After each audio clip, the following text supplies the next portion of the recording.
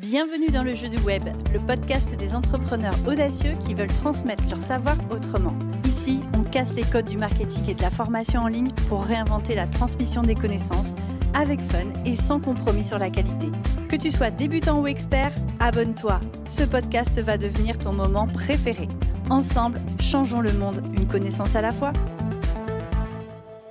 Bienvenue dans ce nouvel épisode de podcast où Isabelle et moi avons le plaisir de recevoir un invité spécial. Et qui dit invité spécial dit intro spécial. C'est parti. Le succès, on nous le vend sous forme de chiffres, de trophées, de montées fulgurantes, mais derrière les coulisses, la vraie question c'est à quel prix ? On a tous vu des entrepreneurs qui cartonnent et qui dans l'ombre s'écroulent sous le stress. On nous parle de liberté, mais combien sont réellement libres ? Lui, il a décidé de faire autrement. Romain Collignon, c'est l'homme qui structure, pas juste des business, mais des vies entières. Il a accompagné des centaines d'entrepreneurs à gagner du temps sans en perdre leur âme et il a prouvé que le succès n'a de valeur que s'il est équilibré. Aujourd'hui, dans cet épisode de podcast, il vient nous révéler les illusions qui nous empêchent d'atteindre un succès équilibré et comment s'en libérer, mais aussi comment structurer son quotidien pour travailler moins et mieux, ainsi éviter le chaos total. Et enfin, ses meilleures stratégies pour organiser sa vie sans tomber dans l'excès de productivité et perdre toute spontanéité. Exactement. Et on a le plaisir d'accueillir Romain aujourd'hui. Romain, bienvenue et merci d'être avec nous pendant ce podcast. C'est un grand plaisir. Et cette intro, elle est incroyable. Franchement, c'est la meilleure intro que j'ai jamais eue. Ah, c'est pro, c'est concis, c'est voilà. Et puis ça dépeint très bien le personnage. Moi qui te suis depuis plusieurs années, c'est vraiment un honneur de t'accueillir dans ce podcast.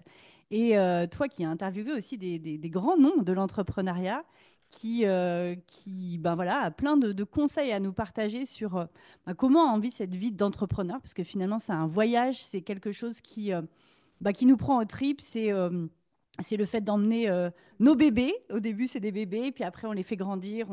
Toi, ce que tu amènes avec tes programmes, avec ton entreprise, c'est de structurer, en fait. Quand je pense à toi, Romain, je pense structure, je pense voilà, comment on sort justement de ce qu'a présenté Ornella en intro. C'est ce chaos, en fait, qu'une entreprise peut vite devenir parce on a envie d'y mettre tout notre amour, toute notre énergie. Et des fois, on se laisse un petit peu emballer par la machine. Mhm. Alors, on a un petit jeu. Déjà, par rapport à ça, voilà. Qu'est-ce que tu as envie de nous partager? Qu'est-ce que tu peux nous dire? Alors, que je sois monsieur structure, tu l'as peut-être pas dit comme ça me fait tellement plaisir.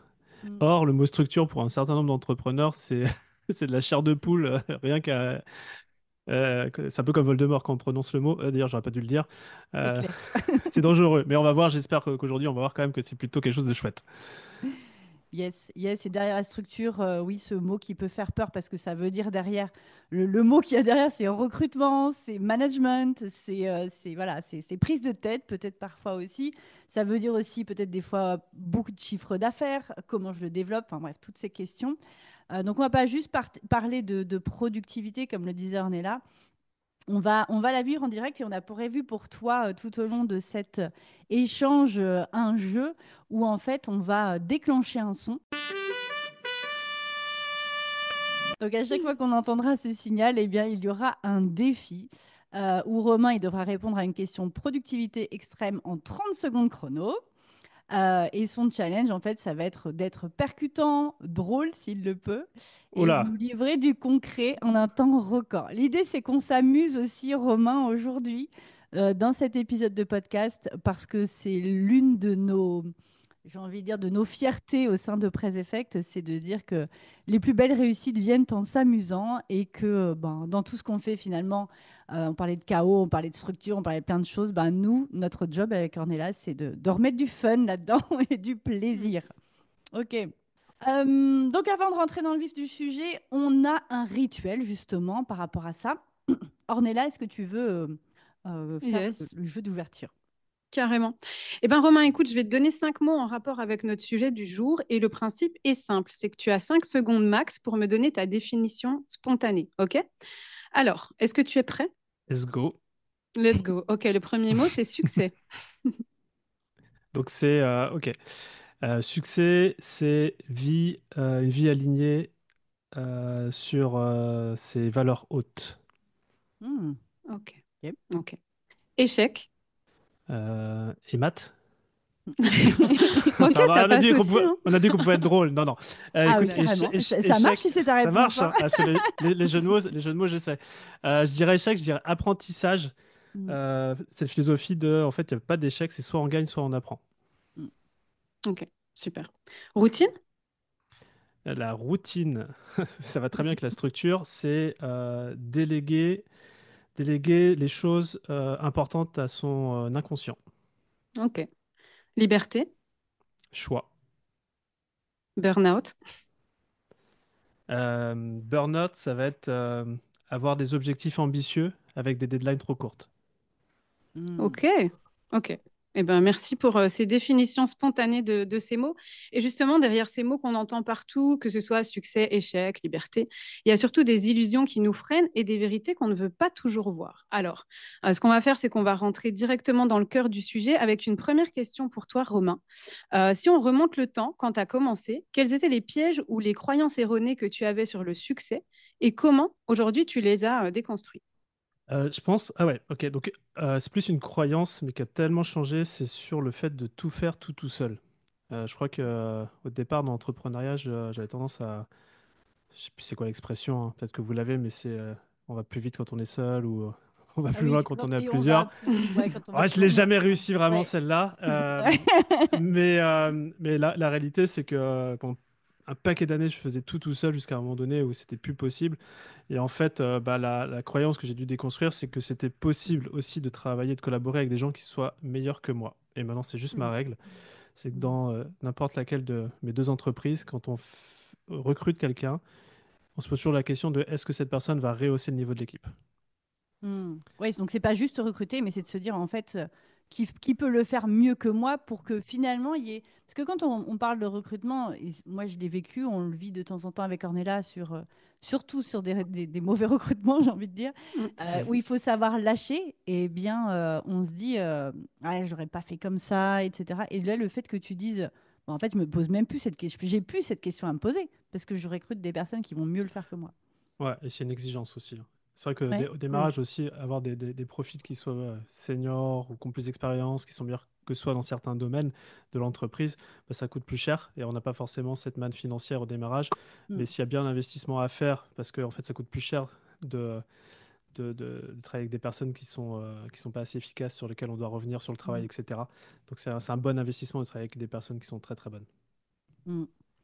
Et toi, du coup, quel a été le premier signal d'alarme qui t'a fait réaliser que tu devais repenser ta vision du succès après que tu aies commencé? Ouais, alors moi j'ai un élément, tu vois, ça fait 16 ans que je fais de l'entrepreneuriat. Mm. Mais il y a 5 ans, je suis devenu papa. Et en fait, quand j'ai su que j'allais devenir papa, je me suis dit, en fait, je peux pas gérer le business comme je le gère aujourd'hui, à bosser beaucoup, soir, week-end, etc. Et que dans mes valeurs hautes, justement, on en parlait avec le succès, passer du temps en famille, du temps de qualité, Mm. ça allait être une priorité. Et donc, c'est ce déclic-là qui m'a fait dire, OK, il faut que je m'organise, que je Mm. structure, que je recrute notamment un bras droit. Euh, voilà. Donc, c'était un peu face au mur qui allait arriver, quoi. Mm. Oui. Tu as revu tes priorités, en fait. Voilà. C'est vachement mieux dit, on est là. C'est très condensé. Ok, pardon. Bah, elle vit la Et même juste, chose. Elle vit la même chose. Ornella, elle a un enfant aussi, et du coup, ben, les oui. priorités, elle doit les gérer au jour le jour, hein. Donc ça, c'est Hein. clair qu'un enfant, ça bouscule tout, hein. Ouais, et puis ça fait, comme dit Romain, justement, tu revois aussi ta vision du succès et qu'est-ce qui est important pour toi de pouvoir bien concilier le tout pour pas passer ta vie au service de ton entreprise et puis laisser de ta famille de côté et que le temps passe aussi. Donc ça, c'est super important de, voilà, en tout cas, de s'en apercevoir assez rapidement. Et question suivante, justement, quand tu accompagnes des entrepreneurs, quelle est l'illusion ou la croyance erronée que tu retrouves presque systématiquement, si je puis dire, chez eux? Et comment tu leur fais prendre conscience en fait de l'enjeu pour eux? Tout à l'heure, Isabelle, tu parlais de structure. On a déjà un petit peu fait des jokes sur ce mot-là, mais en tout cas, chez Squared et chez Fractional, on est très structure. Et la plupart du temps, il y a des gens qui adorent ça. On pourrait penser que c'est des masos, mais la réalité, voilà, j'en fais partie. Mais surtout des entrepreneurs visionnaires qui sont très créatifs, qui ont des idées, je ne sais pas combien d'idées à la minute. La structure, ils sentent que c'est nécessaire, mais ils voient ça comme une contrainte, comme une Mm. obligation. J'entends toujours je dois structurer. Quand j'entends je dois, j'entends jamais j'ai envie de structurer. Mm. Et en fait, c'est la première chose à reshifter, c'est d'associer le mot structure avec le mot liberté et croissance. Et c'est vraiment ce Mm. qu'on fait, nous, en fait, la structuration. Alors, on parle, Isabelle, tout à l'heure de recrutement, mais c'est aussi mettre des systèmes, des process. Euh, la seule et unique chose, c'est pas structurer pour structurer, c'est structurer pour libérer l'entrepreneur des tâches opérationnelles. Et grâce à ça, l'entrepreneur peut faire deux choses. Bah, réallouer ses ressources, son temps, son énergie, son focus sur sa famille. Ça peut être un driver pour pas mal de personnes, mais aussi sur des nouveaux projets de croissance. Et c'est ça qui Mm. est intéressant. C'est pas recruter juste Ok. pour recruter, c'est juste pour se libérer. Et après, bah, quand on est entrepreneur, on a toujours des projets, de la vision, faire des choses plus grandes. Donc Mm. voilà, c'est un peu ce shift autour du mot structure. Mm. Ok. Et ils le prennent comment? T'as des réponses ou des retours qui sont pas forcément ceux que t'attendais des fois ou comment Bah, tu... franchement, ça dépend des gens. Plus la Mm. valeur haute liberté est importante, plus il y a Mm. un travail autour de la structure. Et c'est ça qui est assez magique, notamment dans ce qu'on fait chez Squared avec les masterminds, où il y a dans les membres des anciens qui sont passés pour qui la structure c'était quelque chose d'hermétique et qui finalement sont libres comme l'air maintenant et qui s'en font des ambassadeurs et puis bah, d'autres qui découvrent et des fois ça met un peu plus de temps. Mais il faut aussi bien le faire et je pense que la plupart du temps on commence à structurer mais on le fait peut-être pas forcément bien. On parlait des recrutements qui se passent pas forcément bien. Au bout d'un moment en fait ça s'apprend et on est de Mm. plus en plus efficace dans la qualité Mm. des recrutements et nous on aide justement à ça. Mm. Et justement, quand on parle de succès ou on parle de choses, tu vois, notamment dans ce que tu dis, le recrutement, le fait de mettre des process, il y a des erreurs qui coûtent cher ou des décisions. C'est quoi celle qui t'a coûté le plus cher, en fait, qui t'a, soit en argent, en énergie, en opportunité? Et comment est-ce qu'on peut se prémunir de ce que tu aurais pu vivre?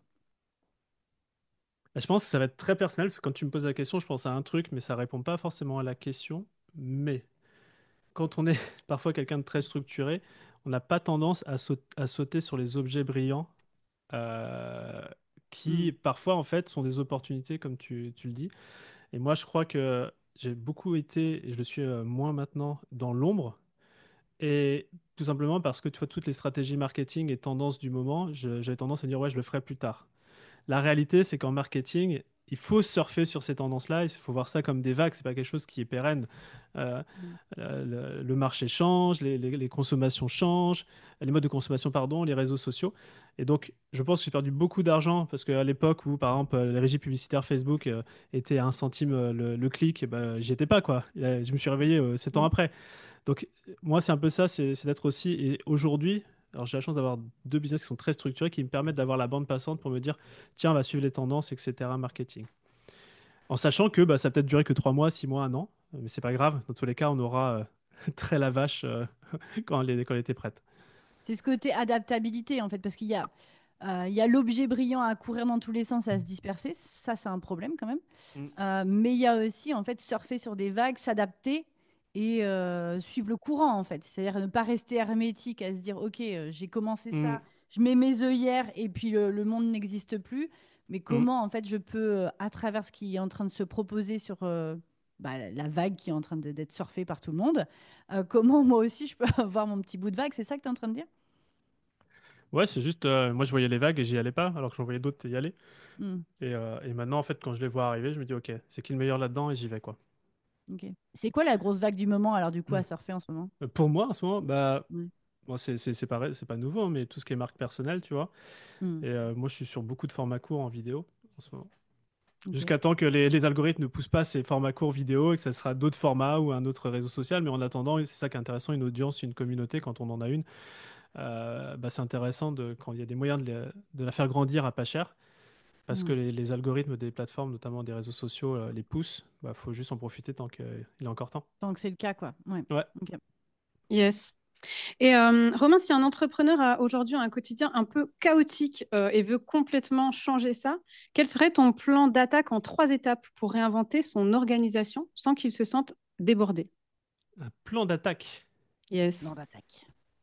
Un plan Euh, d'action, si tu préfères, ou ouais, plan d'action en 3 étapes. ok, mode checklist un peu. Ouais. Mhm. Ok, première chose, c'est protéger le CEO.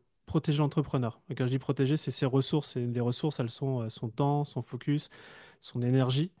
Euh, Parce que c'est ce qu'on a vu tout à l'heure, hein, Mm. surtout plus on est seul dans la boîte ou pas beaucoup, plus c'est important. Une fois que ça s'est protégé à travers la structure, vous me voyez venir, Mm. c'est d'investir ses ressources au bon endroit. Donc, c'est-à-dire que après, il ne faut pas dilapider son focus, on parlait d'objets brillants, dans des actions où le ROI ou l'impact, la performance, elle n'est pas la bonne. Et bon, ça, c'est de prendre des bonnes décisions au final. Mm. Et pour prendre des bonnes décisions, c'est toujours intéressant d'être accompagné, d'avoir des pairs, de savoir où est-ce qu'on met en place ces ressources qu'on a si précieusement gardées. Et quand on fait ça, dans tous les cas, peut-être le troisième critère, ça serait d'itérer dans tout ce qu'on fait. Moi, je sais qu'un truc qui m'est serviable et qui est vraiment dilué chez tous nos collaborateurs dans les boîtes, c'est ce qu'on appelle le feedback loop. C'est se dire, on a fait quelque chose, qu'est-ce qui a fonctionné? C'est bien de le savoir pour le refaire la prochaine fois.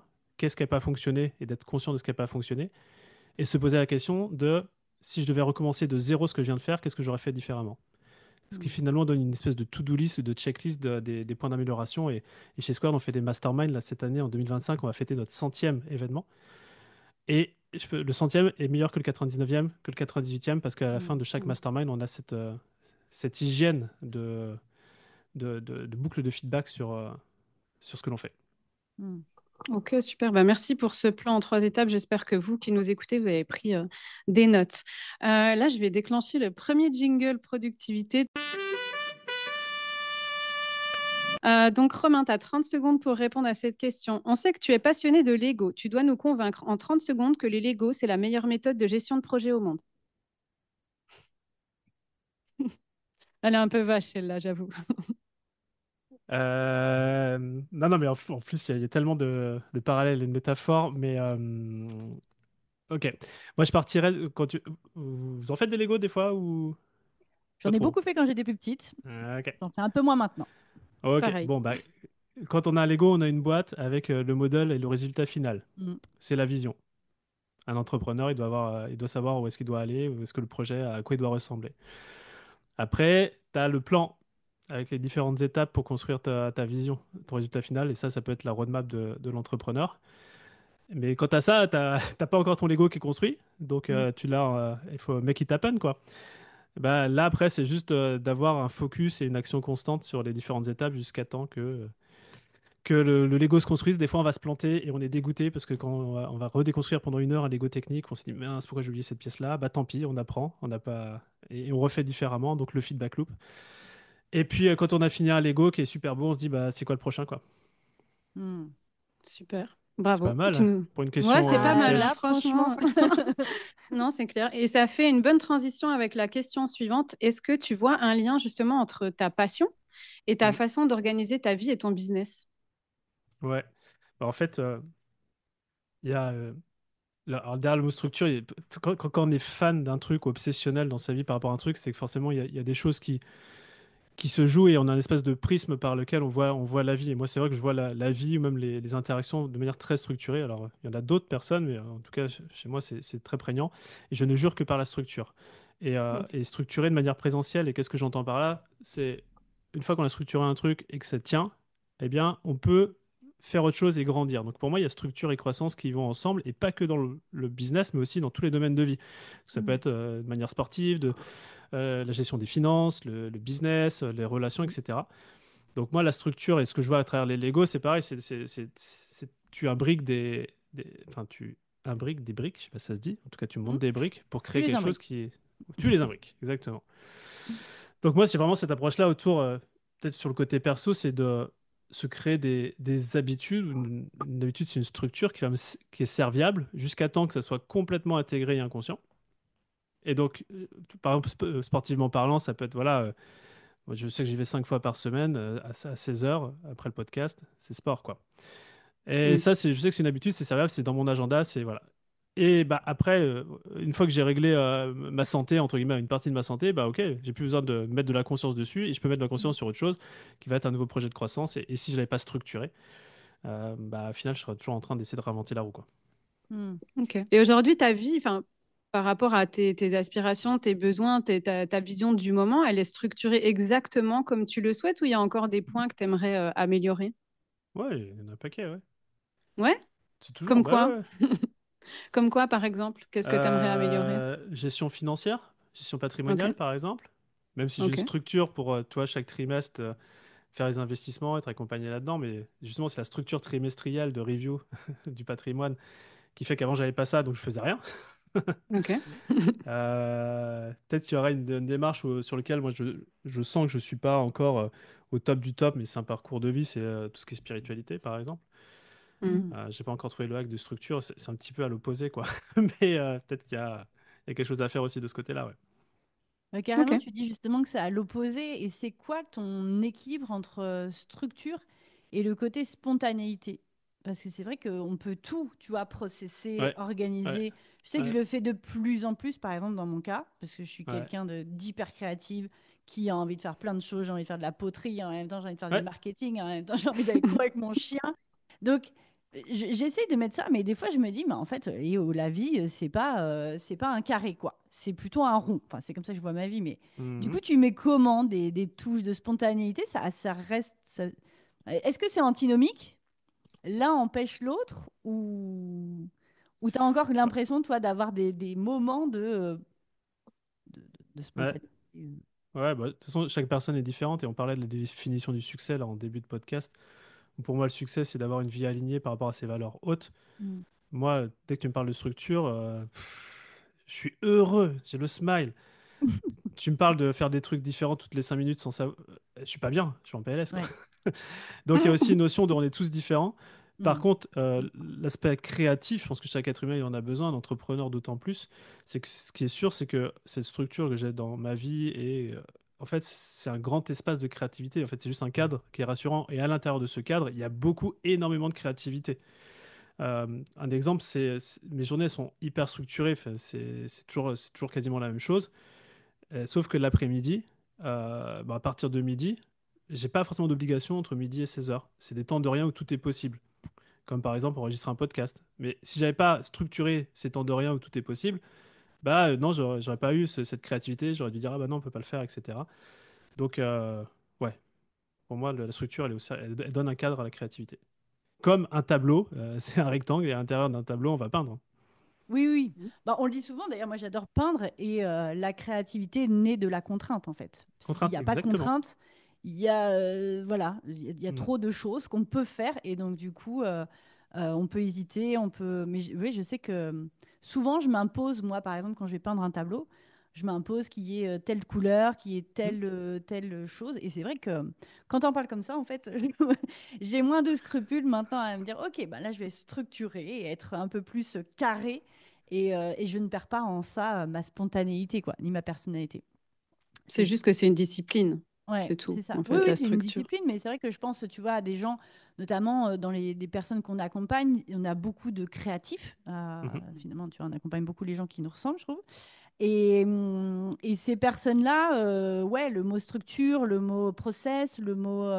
Euh, voilà, des fois ça coince en fait, parce que justement, Mm. on perd comme ces petits côtés de magie de la vie qu'on ne sait pas trop. Mais du coup, on va s'inspirer de ce que tu nous dis pour, euh, pour, euh, pour faire au mieux. Euh, du coup, le succès, c'est assez personnel, mais si tu devais donner un challenge de 7 jours à un entrepreneur pour améliorer justement son équilibre de vie et faire en sorte que euh, tout ça s'harmonise en fait dans son business. 7 jours. Allez, 7 Mm. jours. C'est Ouais. ça, hein.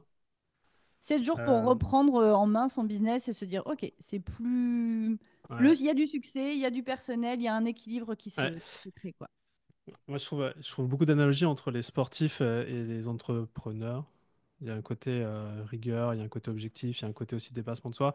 Et comme je disais tout à l'heure, une des premières choses pour l'entrepreneur, c'est de préserver ses ressources ou son énergie, ou du coup de booster son énergie. Moi, je dirais, tu vas te caler sur la semaine qui arrive, la 7 séances de sport avec un coach que tu payes à la même horaire pour créer la routine d'habitude. Et on se reparle dans une semaine. Surtout si tu es en mode burn-out et si ça va pas bien et tout ça. Ok. Ok, du Voilà. coup, en fait, ouais, remettre de la vitalité, en fait, à l'intérieur du corps, prendre Vitalité, soin de du soi. mouvement. Ouais. Mm, Ouais. mm. Après, moi, j'ai une question. Alors, j'entends parfaitement ce que tu veux dire par routine. Moi, c'est un mot que j'aime pas du tout. Ok. Et est-ce que tu aurais une manière de me faire apprécier ce mot pour que je comprenne. Donc peut-être qu'il y a d'autres personnes qui vont nous écouter et n'aiment pas non plus la routine. De quelle manière, en fait, tu pourrais t'adresser à ces personnes pour leur donner envie de mettre cette routine en place, mais de manière voilà, simple et fun, tu vois, parce que Isa, elle l'a dit tout à l'heure, la structure, etc., c'est un peu comme les chiffres, c'est des mots qui font peur enfin, aux Ouais. entrepreneurs en général. Comment tu fais aimer cette routine aux entrepreneurs que tu accompagnes? Alors, ça se trouve, je vais te donner un autre mot, tu vas me dire, mais non, celui-là, il est pire. Euh, mais quand j'entends routine dans ta bouche, peut-être que tu entends train-train. Et oui, le train-train, non, c'est pas ouf. Oui, c'est pas cool. Par contre, rituel, tu vois. Les routines, c'est des Mm, rituels. Peut-être que c'est un peu ok. mieux, mais Mhm. on comprend vite que tu te brosses les dents tous les jours, peut-être 2 fois par jour, 3 fois par jour. C'est une routine, c'est un rituel, Mm, mais c'est un rituel qui te préserve en fait de choses pas forcément agréables. Donc c'est Mhm. vraiment cet aspect-là. Après, j'ai pas un mot, mais franchement, Ornella, Isabelle, si vous avez le mot qui remplace routine et la qui soit routine. hyper Moi sexy non, et ouais, copyrighté, j'aime pas non plus les Mm, routines, mais par contre, quand tu parlais de rattacher les actions qu'on fait à des valeurs hautes, mm, je ouais. pense que tu peux faire avaler une couleur à quelqu'un si c'est relié à ses valeurs hautes, en fait.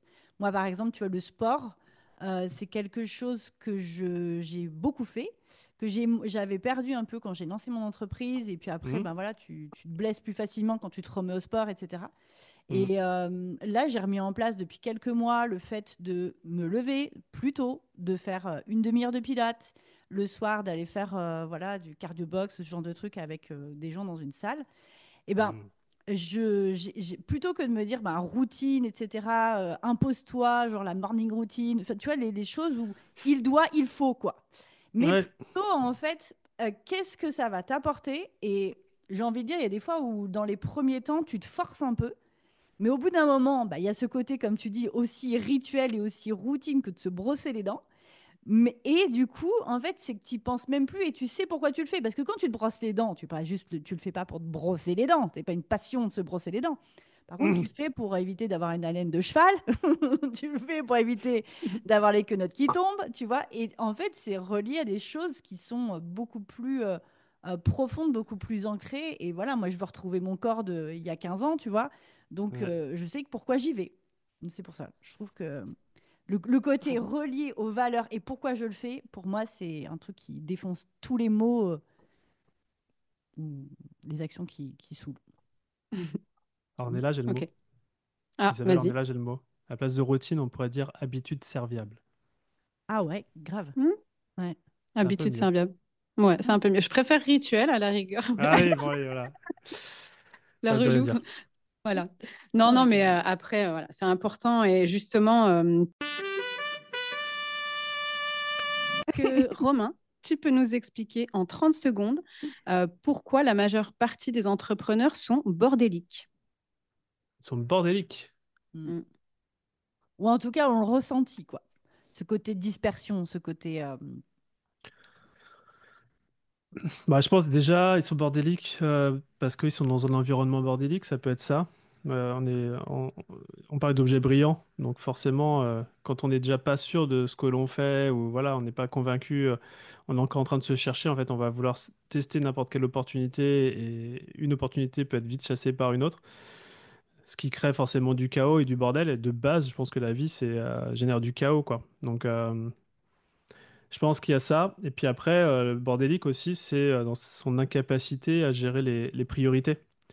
Mm. On en parlait tout à l'heure des, voilà, premier point, c'est préserver ses ressources. Deuxième point, c'est mettre du focus sur les actions où il y a le plus gros leverage. Et moi, je pense qu'une bonne habitude pour un entrepreneur, en tout cas, je suis de plus en plus sensible à ça, mais depuis pas mal d'années, c'est ma note to-do list. C'est-à-dire que je pourrais Ouais. faire énormément de choses et c'est vraiment d'être très à cheval, à dire non à moi-même, aux autres, etc. Et ce que j'aime vraiment faire chaque matin, en fait, c'est la veille pour le lendemain, mais c'est de lister les 3 actions prioritaires du jour qui vont avoir un fort leverage pour moi, pour la boîte, etc. Et en fait, tout le reste, ça sera du bonus. Mais moi, à la fin de journée, j'ai toujours, j'ai toujours méga réussi mes journées puisque j'ai fait les 3. Des fois, je les ai fait en 1 heure. Des fois, je les ai fait en 5 heures. Ça dépend des items. Euh, mais je pense que c'est ça, c'est d'être très au clair sur ce sur quoi on travaille et qui nous faut grandir. Donc ça, tu listes les objectifs, mais c'est par exemple des actions Mm, genre, je sais pas moi, je dois envoyer un mail à machin, mm. je dois avoir rédigé une page de vente, enfin, je sais pas si tu as les actions, mais c'est quoi? C'est Ouais. factuel ou c'est plus large? Bah, en fait, ce sont Alors, il y a un acronyme que j'aime bien qui s'appelle le RICE, R-I-C-E. C'est parmi toutes les opportunités que tu as de projets, de tâches, etc. C'est quelle tâche finalement a le plus d'impact, enfin de reach, donc de portée, le R, d'impact pour la boîte, que ce soit financier, etc. Le C, de confidence, de confiance que tu vas pouvoir mettre en place ça. Et E, c'est effort, avec le minimum d'efforts et de ressources. Et donc, en fait, je vais te donner un exemple commercial. Par exemple, tu fais un suivi commercial tous les jours, tu sais que tu dois relancer des personnes avec qui tu as été en contact. Tes trois premières personnes que tu vas essayer d'appeler, c'est les trois leads les plus chauds.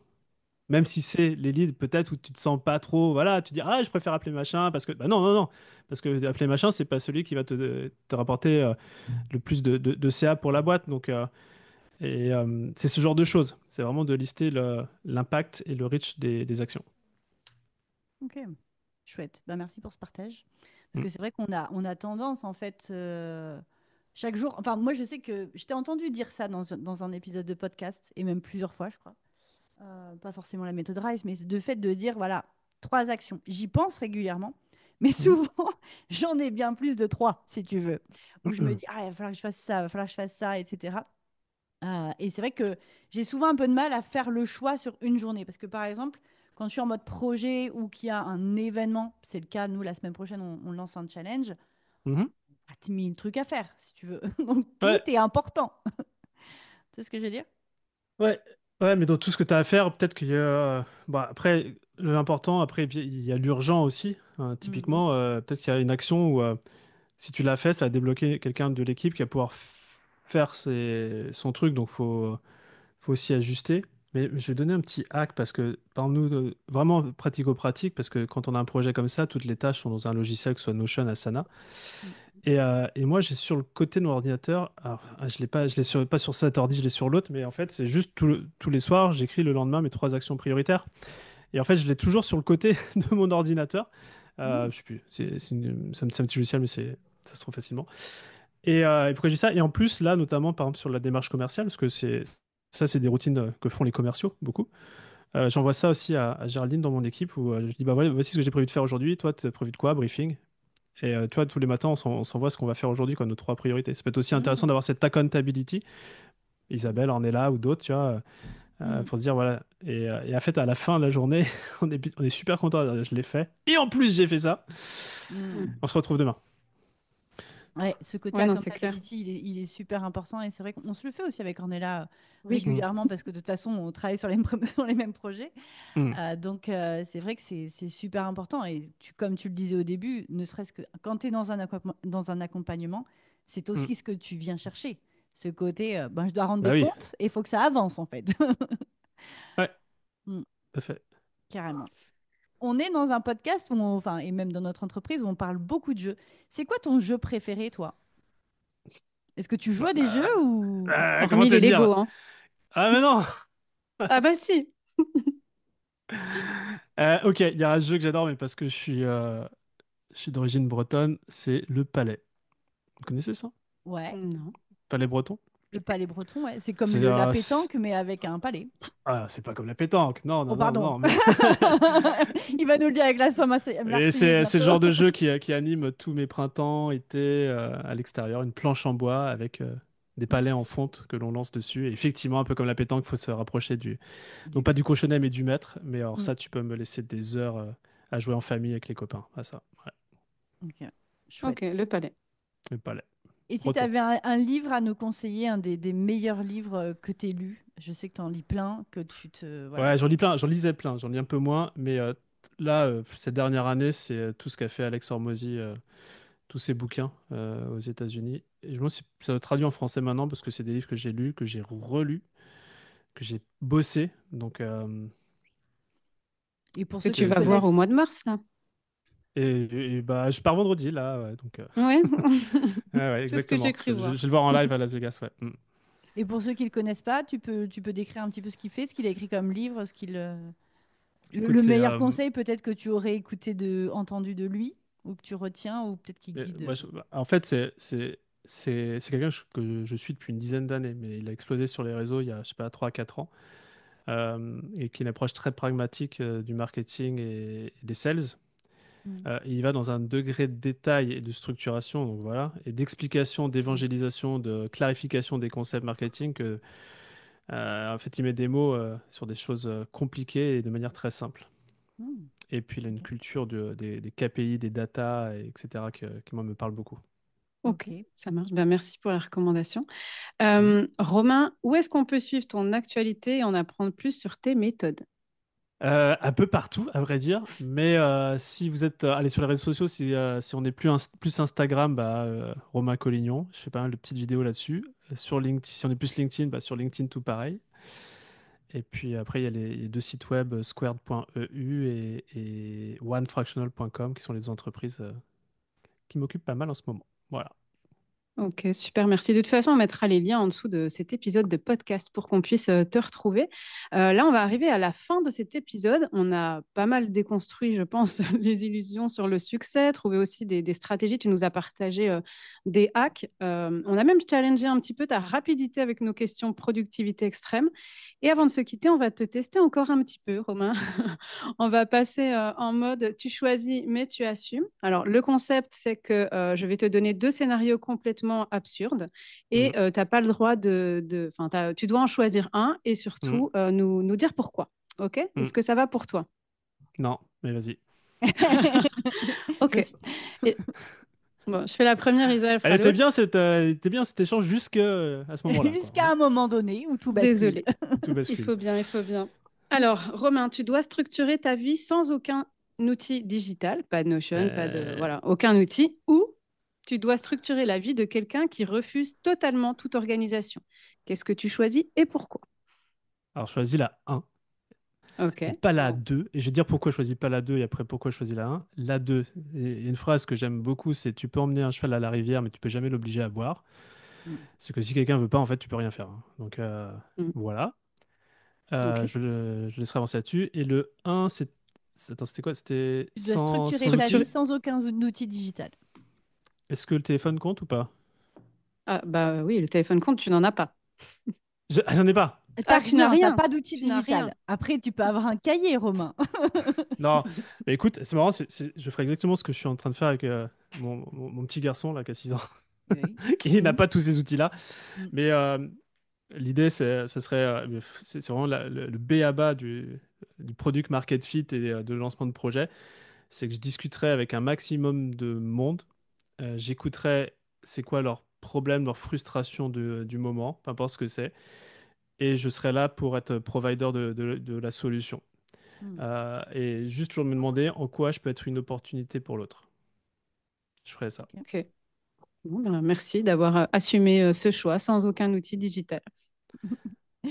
Alors, tu dois faire Ok. une conférence TEDx avec des slides PowerPoint générés aléatoirement ou tu dois animer un atelier structuration avec des Legos, mais avec une seule main attachée dans le dos. Pas Ok. simple. Ça, c'est pareil, c'est une question où je dois choisir. Eh oui. Oui. Donc des slides aléatoirement? Ouais, Ouais. tu fais une conférence Ah, je TEDx crois hein, quand même. Hein. C'est TEDx, pas c'est rien. chaud, Hein. TEDx, c'est tellement timé et t'es coaché et t'as un temps. Parce que le 1 est vraiment fun. Ça peut être en mode impro, ça peut être très fun, mais jamais je pourrais le faire dans un timing TEDx. Mm. Donc je choisirais 2 parce que quand même, je peux te monter des Lego avec 2 doigts. Donc, Ah ouais. ah ouais. Pas T'en de fais souci, encore écoute. beaucoup des Legos? Enfin, je veux dire, dans ta vie. Ouais, mais bien sûr. Là, je suis obligé de les démonter parce que j'ai plus de place chez moi. Ah ouais. Ok, ok, d'accord. Ok. Mais tu le fais avec ton petit garçon, du coup, maintenant. Ouais, mais pas que. Mais pas- J'ai mes petits plaisirs seuls, quand C'est même. c'est une vraie passion, Isa.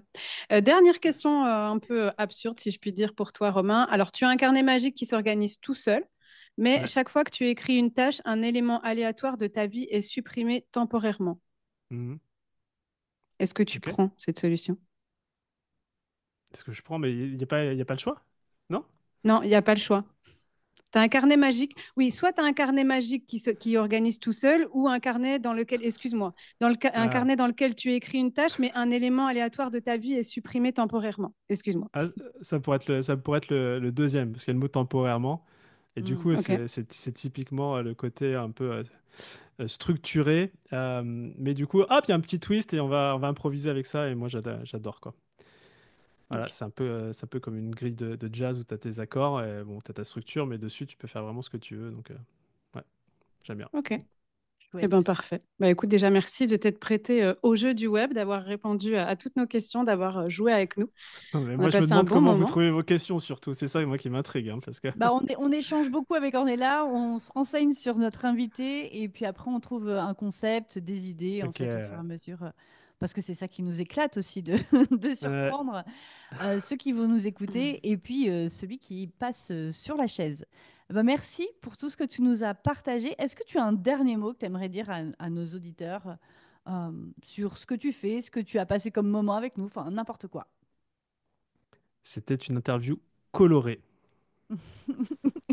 Parce qu'il faut savoir que derrière ce que vous pouvez écouter au podcast, les fonds d'écran d'Ornella et Isabelle sont genre juste tellement peps que le mien paraît un peu terne. Mais voilà, c'est très coloré. La prochaine fois que je viens à Paris, je viens avec un pot de peinture. T'inquiète pas, Romain. Je refais ton bureau. Allez, c'est parti. Merci Bah, beaucoup, écoute, en tout cas. merci beaucoup. Et puis, ben, à une prochaine fois, j'espère. À bientôt. À bientôt. Et vous qui nous avez suivis dans cet échange jusqu'au bout, si vous voulez soutenir notre podcast et nous aider à changer le monde une connaissance à la fois, rendez-vous sur Apple Podcast ou votre plateforme d'écoute préférée et donnez une note et un avis qu'on aura plaisir à lire, Isabelle et moi. En attendant, on vous souhaite une belle journée et on vous dit à bientôt.